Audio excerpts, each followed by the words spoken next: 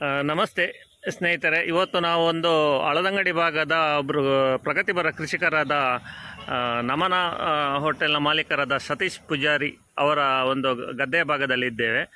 ಇವರ ಒಂದು ಗದ್ದೆ ಭಾಗಕ್ಕೆ ಸಾಲ್ನಟ್ಟಿ ಅಂದರೆ ಮೆಷಿನಲ್ಲಿ ಇದು ನೇಜಿ ಅಂದರೆ ಇದು ಬಿತ್ತನೆ ಮಾಡುವಂಥದ್ದು. ತಾವು ಈಗ ಗಮನಿಸ್ಬೋದು, ಈಗ ಗದ್ದೆ ಎಲ್ಲ ರೆಡಿಯಾಗಿದೆ.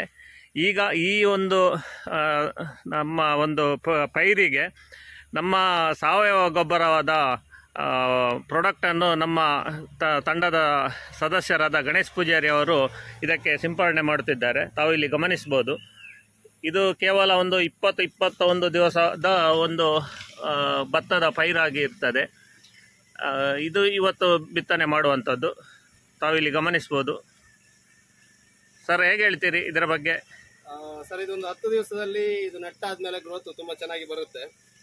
ಇವಾಗಿನ ಇದು ಸ್ಪ್ರೇ ಮಾಡಿದ್ದೇನಂತ ಹೇಳಿದ್ರೆ, ಇದು ಬೇರು ಚೆನ್ನಾಗಿ ಹಿಡ್ಕೊಳ್ಬೇಕು. ಮತ್ತೆ ಮಳೆ ಬಂದ ಕೂಡಲೇ, ಮಳೆ ಬಂದ್ರೂ ತುಂಬಾ ನೀರಿದ್ರು ಕೂಡ ಬೇರು ಚೆನ್ನಾಗಿ ಹಿಡಿದು ಕ್ಲೀನಾಗಿ ಹಿಡಿದಿಟ್ಕೊಳ್ಳುತ್ತೆ.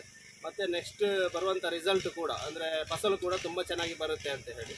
ಅದೇ ರೀತಿ ಗ್ರೋತ್ ಕೂಡ ತುಂಬಾ ಚೆನ್ನಾಗಿ ಬರುತ್ತೆ. 10 ದಿವಸದಲ್ಲೇ ಅದರದ್ದು ರಿಸಲ್ಟ್ ಗೊತ್ತಾಗುತ್ತೆ.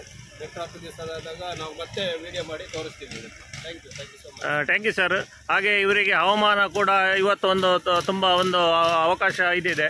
ಅಂದರೆ ಬಿಸಿಲಿನ ಇದ್ದಿದ್ದ ಕಾರಣ ಮಳೆ ಇಲ್ಲ. ಹಾಗೆ ನಮ್ಮ ಒಂದು ಸಾವಯವ ಗೊಬ್ಬರ ಸಿಂಪರಣೆ ಮಾಡಲಿಕ್ಕೂ ಸಹ ತುಂಬ ಒಂದು ಅವಕಾಶ ಒಳ್ಳೆಯ ಒದಗಿ ಬಂದಿದೆ ಅಂತ ಹೇಳ್ಬೋದು. ಎಲ್ಲ ನಮ್ಮ ವೀಕ್ಷಕರಿಗೆ ಧನ್ಯವಾದಗಳು. Thank you.